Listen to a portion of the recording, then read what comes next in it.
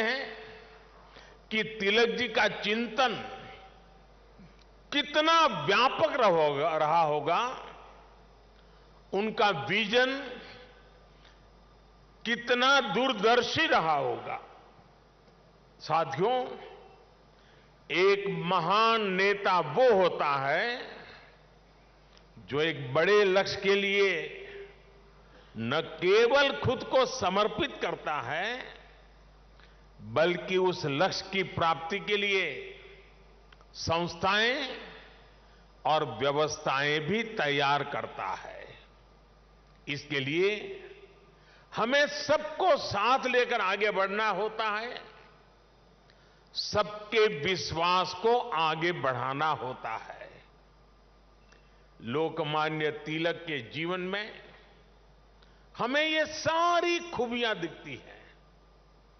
उन्होंने अंग्रेजों ने जब उन्हें जेल में डाला, उन पर अत्याचार हुए, उन्होंने आजादी के लिए त्याग और बलिदान की पराकाष्ठा की, लेकिन साथ ही उन्होंने टीम स्पिरिट के, सहभाग और सहयोग के अनुकरणीय उदाहरण भी पेश किए।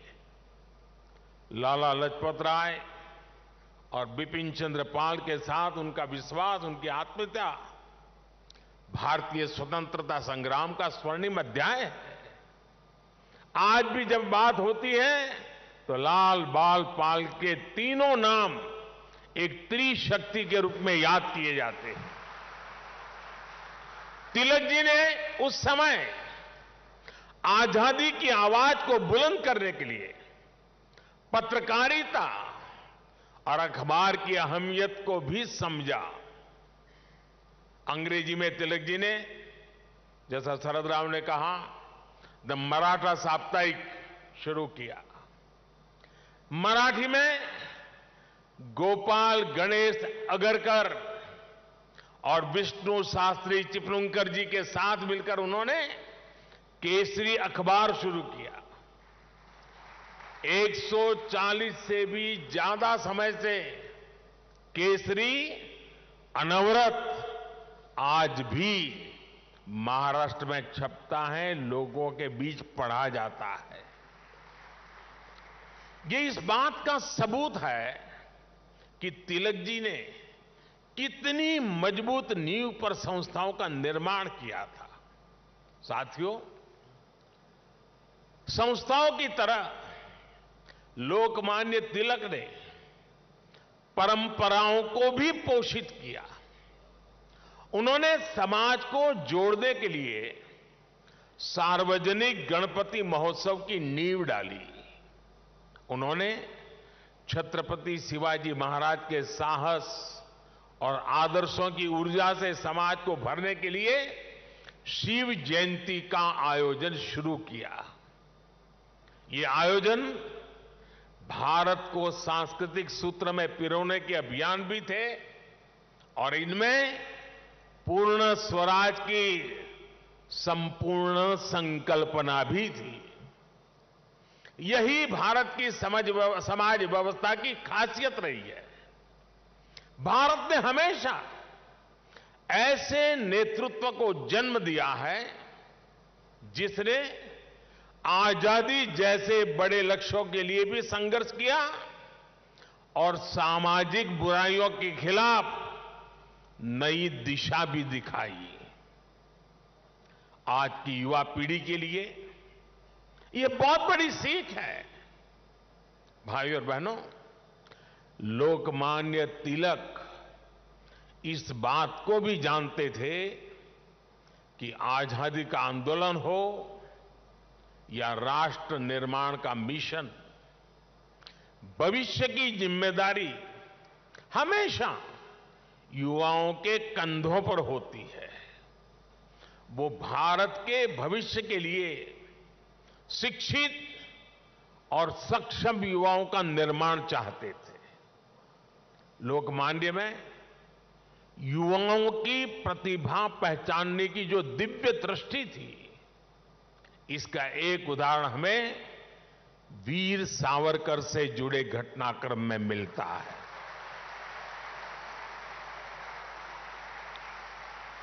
उस समय सावरकर जी युवा थे। तिलक जी ने उनकी क्षमता को पहचाना। वो चाहते थे कि सावरकर बाहर जाकर अच्छी पढ़ाई करें और वापस आकर आजादी के लिए काम करें। ब्रिटेन में श्यामजी कृष्ण वर्मा ऐसे ही युवाओं को अवसर देने के लिए 2 स्कॉलरशिप चलाते थे। एक स्कॉलरशिप का नाम था छत्रपति शिवाजी स्कॉलरशिप और दूसरी स्कॉलरशिप का नाम था महाराणा प्रताप स्कॉलरशिप। वीर सावरकर के लिए तिलक जी ने श्यामजी कृष्ण वर्मा से सिफारिश की थी। इसका लाभ लेकर वो लंदन में बैरिस्टर बन सके। ऐसे कितने ही युवाओं को तिलक जी ने तैयार किया। पुणे में new English school, Deccan education society और फर्ग्यूसन कॉलेज जैसे संस्थानों, उसकी स्थापना उनके इसी विजन का हिस्सा है। इन संस्थाओं से ऐसे कितने ही युवा निकले जिन्होंने तिलक जी के मिशन को आगे बढ़ाया, राष्ट्र निर्माण में अपनी भूमिका निभाई।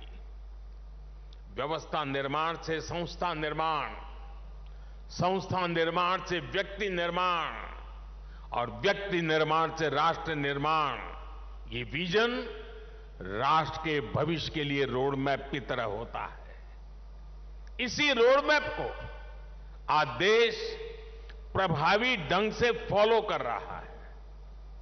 साथियों, वैसे तो तिलक जी पूरे भारत के लोकमान्य नेता है, लेकिन जैसे पुणे और महाराष्ट्र के लोगों के लिए उनका एक अलग स्थान है, वैसा ही रिश्ता गुजरात के लोगों का भी उनके साथ है। मैं आज इस विशेष अवसर पर मैं उन बातों को भी याद कर रहा हूं। स्वतंत्रता संग्राम के समय वो करीब 1.5 महीने अहमदाबाद साबरमती जेल में रहे थे। इसके बाद 1916 में तिलक जी अहमदाबाद आए और आपको जानकर के खुशी होगी, उस समय जब अंग्रेजों की पूरी तरह जुल्म चलते थे, अहमदाबाद में तिलक जी के स्वागत में और उनको सुनने के लिए उस जमाने में 40,000 से ज्यादा लोग उनका स्वागत करने के लिए आए थे। और खुशी की बात यह है कि उनको सुनने के लिए उस समय ऑडियंस में सरदार वल्लभ भाई पटेल भी थे। उनके भाषण ने सरदार साहब के मन में एक अलग ही छाप छोड़ी। बाद में सरदार पटेल अहमदाबाद नगर पालिका के प्रेसिडेंट बने, म्युनिसिपैलिटी के प्रेसिडेंट बने। और आप देखिए उस समय के व्यक्तित्व की सोच कैसी होती थी। उन्होंने अहमदाबाद में तिलक जी की मूर्ति लगाने का फैसला किया। और सिर्फ मूर्ति लगाने का फैसला किया नहीं, उनके निर्णय में भी सरदार साहब की लौह पुरुष की पहचान मिलती है। सरदार साहब ने जो जगह चुनी वो जगह थी विक्टोरिया गार्डन। अंग्रेजों ने रानी विक्टोरिया की हीरक जयंती मनाने के लिए अहमदाबाद में 1897 में 1897 में विक्टोरिया गार्डन का निर्माण किया था। यानी ब्रिटिश महारानी के नाम पर बने पार्क में उनकी छाती पर सरदार पटेल ने इतने बड़े क्रांतिकारी लोकमान्य तिलक की मूर्ति लगाने का फैसला कर लिया।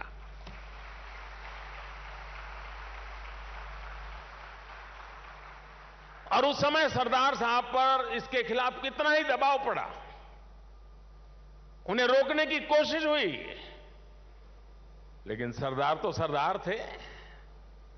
सरदार ने कह दिया वो अपना पद छोड़ देना पसंद करेंगे, लेकिन मूर्ति तो वहीं पर लगेगी।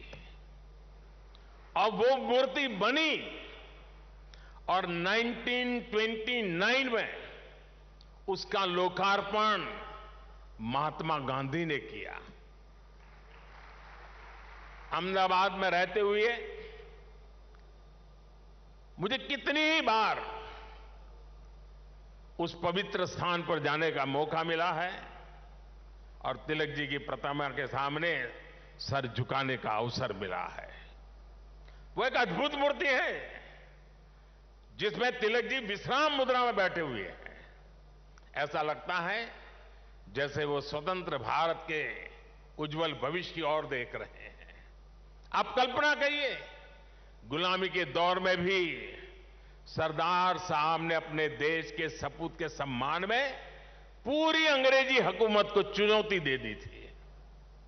और आज की स्थिति देखिए, अगर आज हम किसी एक सड़क का नाम भी किसी विदेशी आक्रांता की जगह कर बदलकर भारतीय विभूति पर रखते हैं तो कुछ लोग उस पर हल्ला मचाने लग जाते हैं।